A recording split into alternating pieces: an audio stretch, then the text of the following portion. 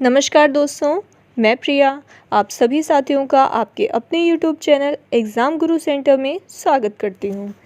जैसा कि आप सब जानते हैं, इस समय मैं आपको ईवीएस सब्जेक्ट जो कि आपका जितने भी टीचिंग एग्ज़ाम हैं उन सब में आने वाला एक बहुत ही इम्पॉर्टेंट सब्जेक्ट है, उसके कुछ इम्पॉर्टेंट 50 क्वेश्चंस करा रही हूँ, जिनमें से डेली मैं आपको 10-10 क्वेश्चंस कराऊँगी।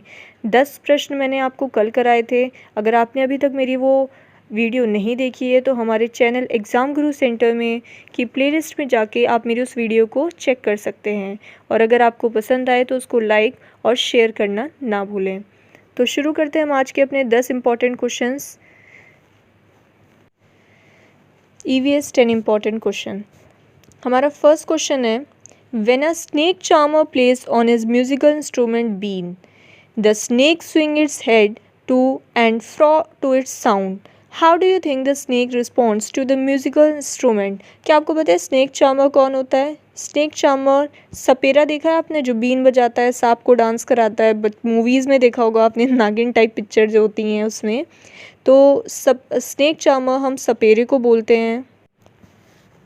वो अजीब सी आवाज़ें निकालता है अपने मुंह से, फ्रॉ टाइप साउंड निकालता है, क्योंकि सांप ऐसी आवाज़ें निकालते हैं। How do you think the snake responds to the musical instrument. आप क्या सोचते हो, कभी आपने सोचा है कि वो जो सांप होता है वो उस बीन पे नाचने क्यों लगता है, आवाज़ें क्यों निकालने लगता है, ऐसा क्या होता है? तो यहाँ पे आपको 4 ऑप्शंस के बिना क्वेश्चंस आ चुके हैं, मैंने पहले ही बोला है, तो ये एनसीईआरटी के ही क्वेश्चंस हैं आपके। फर्स्ट ऑप्शन देखें आप, बाय स्मेलिंग द इंस्ट्रूमेंट, क्या वो उस बीन को सूंघ के उसके पास आ जाता है और नाचने लगता है? Second option, by hearing the sound produce by instrument, वो जो आवाज़ वो उस बीन से निकलती है उस आवाज़ को सुन के वो नाचने लगता है। या third option, by seeing the movement of the instrument, या उस बीन को इधर बीन को वो घुमा घुमा के बजा रहा है या ऐसे बजा रहा है, उस मूवमेंट उसकी डायरेक्शंस को देख के वो उस पर नाचने लगता है। या फिर last option, by responding to the vibration produce by the instrument, जो वाइब्रेशन उस इंस्ट्रूमेंट से निकलती है, उस बीन से जो वाइब्रेशंस निकलती हैं उसके रिस्पॉन्स में वो नाचने लगता है। तो इनमें से करेक्ट ऑप्शन आपका फोर्थ वाला है, by responding to the vibrations, उस वाइब्रेशन जो उस बीन में से वाइब्रेशन निकल रही है उसकी वजह से उस पर नाचने लगता है। एक बात ध्यान में रखना, सांप सुन नहीं सकते हैं, उनके कान नहीं होते हैं, तो जो स्नेक्स होते हैं they can't hear because it doesn't have years. तो ये चीज़ याद रखना कि आप कभी सुनते नहीं कि बीन की आवाज़ सुन के नाचने लगे। ऐसे मूवीज़ में बस डायलॉग होता है कि नागिन बीन की आवाज़ सुन के नाचने लगी, ऐसा कुछ भी नहीं है, सांप सुन नहीं सकते। Next question, question number 2, a family is a unit consisting of mother, father and there 2 children, this statement is, एक जो फैमिली होती है वो एक यूनिट है जिसमें एक मम्मी पापा उनके 2 बच्चे होते हैं। ये स्टेटमेंट, तो क्या आप इस बात से सहमत है कि जो एक परिवार होता है वो सिर्फ़ एक मम्मी पापा और 2 बच्चों से ही होता है? क्या यही एक परिवार की डेफिनेशन है? फैमिली की डेफिनेशन सिर्फ इतनी होती है कि मम्मी पापा और 2 बच्चे? तो ये आपको 4 ऑप्शंस हैं, आपको इससे क्लासिफाई करना है स्टेटमेंट को। Incorrect, because there are many kinds of families and can not classify family as being of only one kind. ये बात गलत है, क्योंकि हम किसी एक तरीके की फैमिली को ही क्लासीफाई नहीं कर सकते फैमिली की डेफिनेशन, क्योंकि अलग अलग प्रकार के परिवार होते हैं। किसी की जॉइंट फैमिली होती है, आपके दादा दादी बहुत सारे लोग रहते हैं, तो वो भी एक प्रकार है फैमिली का। ये एक न्यूक्लियर फैमिली का एग्जांपल जो भी आपने ऊपर स्टेटमेंट पढ़ी है, फैमिली इज़ अ यूनिट। और ऐसे अलग अलग टाइप के सिंगल पेरेंट फैमिली होती है, बहुत सारी फैमिलीज़ होती हैं। B correct, since this is an ideal family size, ये स्टेटमेंट सही है क्योंकि एक आइडल फैमिली होती है, जिसकी आइडल मतलब जिसकी सब इच्छा करते हैं कि ऐसी ही फैमिली हो।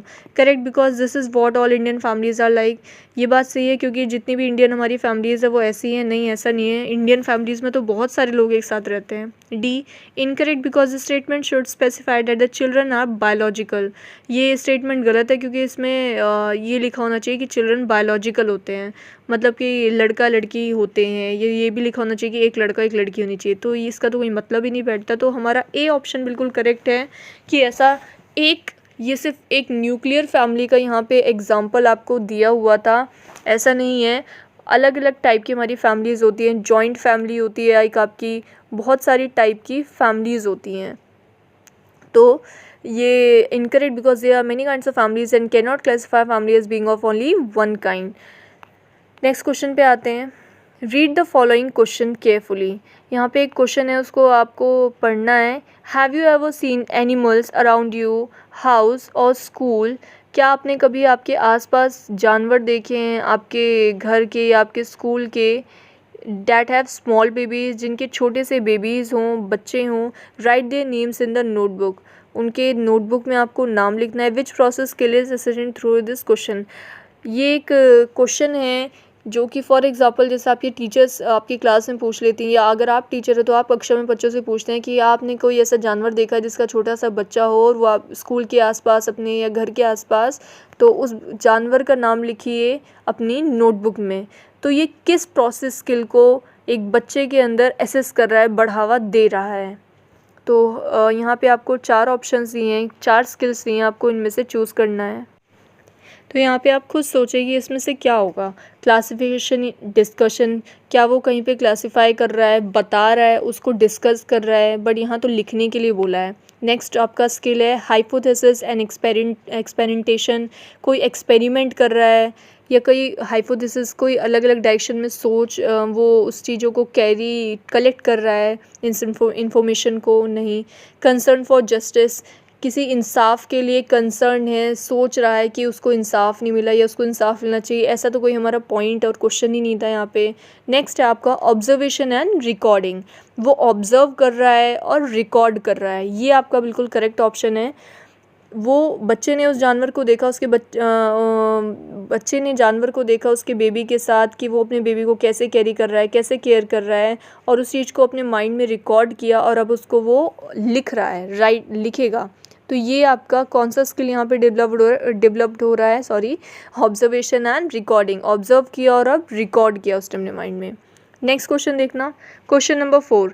Interdisciplinary nature of EVS addresses environmental issue by using the contents and methods of। तो यहाँ पे आपको 4 ऑप्शंस गिवन है। अच्छा, हमने अभी क्वेश्चंस नहीं पढ़ा था ना। Interdisciplinary nature of EVS addresses environmental issue by using the contents and methods of. Interdisciplinary nature क्या होता है EVS का? जो एड्रेस करता है हमारे इन्वायरमेंटल इश्यूज़ को, जो पर्यावरण में हमारे इश्यूज़ हो रहे हैं, और by using this the contents and methods of. किसके कंटेंट और किसके मेथड को यूज़ करके, किस इशू को मिला के पूरी हमारी जो EVS का एक नेचर बना है वो इंटरडिसिप्लिनरी, मतलब किस किस चीज़ों को मिलके बनाया है, किस किस विषय को, सब्जेक्ट को। तो यहाँ देखिए first option science and social science, B social science and environmental education, C science, D science social science and environmental education. तो यहाँ पे हमारा डी ऑप्शन बिल्कुल करेक्ट है। जो हमारा ये EVS विषय होता है 3rd class, 4th class, 5th class तक, 5th तक ही होता है। उसके बाद आपका वो साइंस, सोशल साइंस और आपका इकोनॉमिक्स, अलग अलग डायरेक्शन, अलग अलग सब्जेक्ट्स में क्या होता है, डिस्ट्रीब्यूट हो जाता है। लेकिन 5th क्लास तक आप ये तीनों सब्जेक्ट एक ही बुक में पढ़ रहे होते हैं जो कि EVS होती है, इसलिए उसको इंटरडिसिप्लिनरी नेचर कहा जाता है EVS का। क्योंकि यहाँ पे आप साइंस पढ़ रहे हो, प्रकृति के बारे में पढ़ रहे हो। साइंस मतलब कि ये कैसे चेंज हो गया, ये रिएक्शन, या फिर आपने ये आप अलग अलग एक्सपेरिमेंट्स EVS में पढ़ते हो, वो साइंस है आपका। सोशल साइंस पढ़ते हो आप, समाज के बारे में पढ़ते हो, ये आपका सोशल साइंस हो गया। इन्वामेंटल एजुकेशन, आप अपने आसपास के इन्वामेंट के बारे में पढ़ रहे हो, तो ये इन्वामेंटल एजुकेशन हो गई। तो ये तीनों आप उस टाइम EVS में पढ़ रहे होते हैं अपनी 5th क्लास तक। नेक्स्ट आपका क्वेश्चन है an egret sits on a buffalo because। तो ये एग्रेट क्या होता है? एग्रेट होता है आपका बगुला। आपने देखा होगा जो भैंस होती है उसके ऊपर बगुला आके बैठ जाता है। अब वो भैंस भी उसको मतलब पुश नहीं करती है ताकि वो उड़े, वो उसको आराम से अपने शरीर ऊपर बैठने देती है। तो ऐसा क्यों होता है? क्योंकि first option the egret and the buffalo have a symbiotic relation, उनका एक सिम्बायोटिक रिलेशनशिप है, sorry. The egret sets on the buffalo for fun, वो खेलने के लिए उसके ऊपर बैठता है। Next the buffalo helps in the transportation of the egret from one place, वो एक बफेलो जो भैंस होती है उसको मदद करती है एक जगह से दूसरी जगह जाने में। ऐसा तो कुछ भी नहीं है। The egret wants to scare the buffalo, वो जो बगुला है वो उस भैंस को डराना चाहता है। स्केयर मतलब डराना होता है, डराने के लिए उसके ऊपर बैठता है। तो इसका करेक्ट ऑप्शन है फर्स्ट वाला। जो इग्रेट होता है, भैंस होती है हमारी, और बगुला होता है, उनका एक सिम्बॉटिक रिलेशनशिप होता है। मतलब कि जो नेचर का एक रिलेशन होता है कि वो उसके ऊपर जो कीड़े मकोड़े जो बफेलो भैंस के ऊपर लगे होते हैं उनको खाता है बैठ के, और इससे बफेलो जो होती है भैंस उसको भी आराम मिलता है। तो इसीलिए वो उसको कुछ नहीं कहती है और आराम से अपने ऊपर बैठने देती है, और वो भी बैठ के उसके ऊपर बैठे कीड़ों को खा रहा होता है। Next question, which one of the following is not a function of roots of the plant. इनमें से कौन सा फंक्शन जो है वो नॉट अ वो इनमें से कौन सा ऐसा है जो कि रूट्स का फंक्शन नहीं है। जो हमारी प्लांट्स में रूट होती हैं, जड़ें होती हैं, उनका फंक्शन नहीं है। To store food, to provide humus, to give support to the plant, to observe water and mineral। सबसे पहली बात, अगर ऐसा कोई क्वेश्चन आए तो आप पहले सबसे पहले ये रिमाइंड करें माइंड में कि क्या क्या फंक्शंस उसके होते हैं।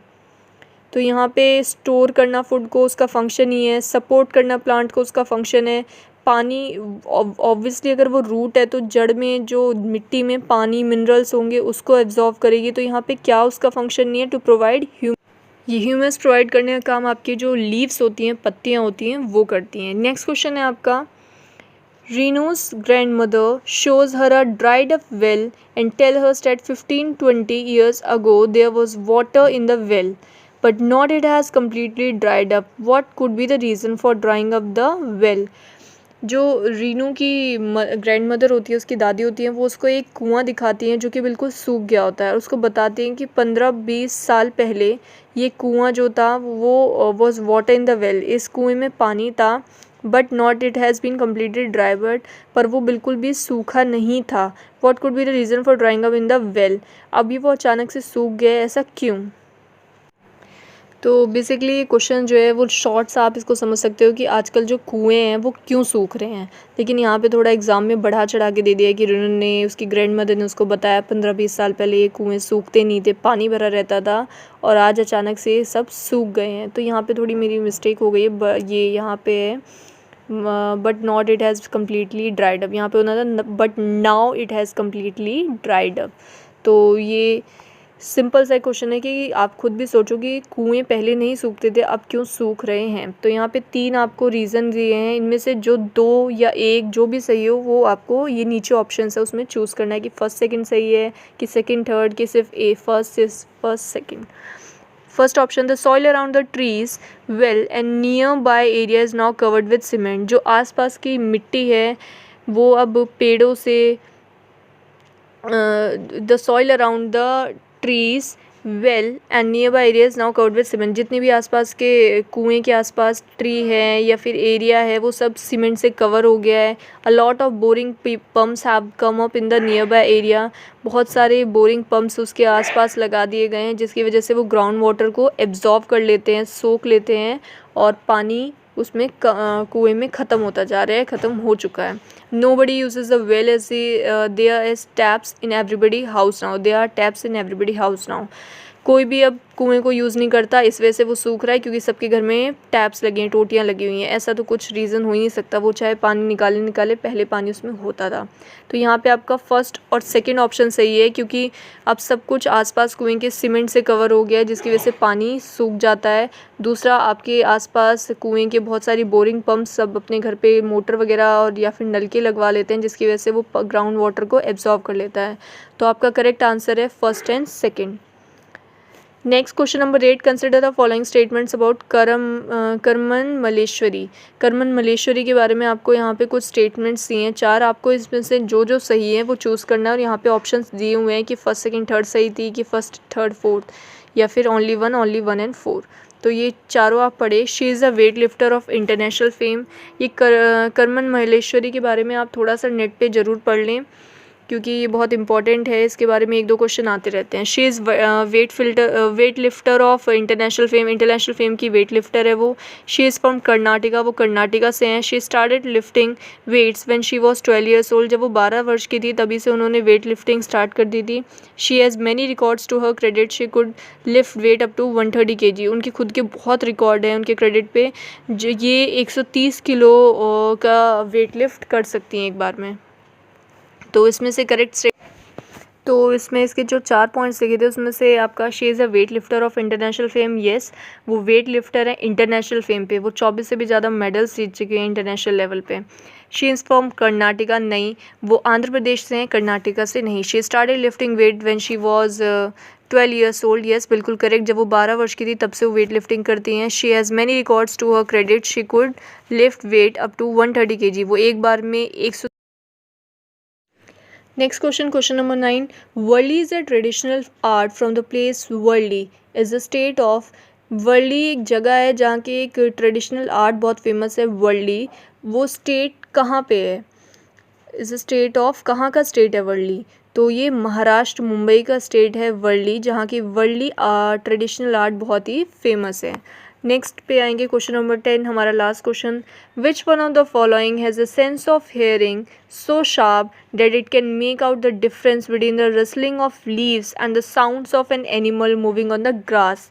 यहाँ पे आपको 4 एनिमल्स के नाम दिए हैं, आपको इनमें बताना है कि इनमें से किसकी सबसे ज़्यादा सेंस, जो हेयरिंग की, सुनने की शक्ति जो है वो सबसे ज़्यादा शार्प है, सबसे ज़्यादा तेज़ है, कि वो रसलिंग ऑफ लीव्स, जो लीव्स हमारी हिलती हैं या उस पे सूखे पत्ते पे जब आप चलते हो जो आवाज़ आती है उसमें, और जो एनिमल ग्रास पे चल रहा है, घास पे जो जानवर चल रहा है उसके पैरों के साउंड, दोनों में तुरंत डिफरेंस बता दे, समझ जाए ऐसा कौन सा जानवर है। तो यहाँ पे 4 ऑप्शन है, टाइगर, वल्चर, सिल्कवॉर्म और डॉग।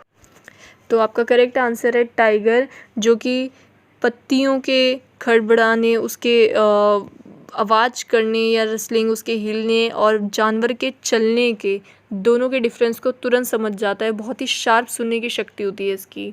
तो इसका आंसर टाइगर है, एनसीईआरटी के अकॉर्डिंग, क्योंकि पेपर एनसीईआरटी से आएगा तो ये एनसीईआरटी के अकॉर्डिंग है, क्योंकि बहुत जगह वल्चर लिखा होता है, लेकिन आपका करेक्ट आंसर जो एनसीईआरटी के अकॉर्डिंग है वो टाइगर है। So thank you so much, I hope आपको मेरी वीडियो पसंद आई हो, और अगर आपने अभी तक हमारे चैनल को सब्सक्राइब नहीं किया है so please kindly subscribe the channel and do like share the video. Thank you.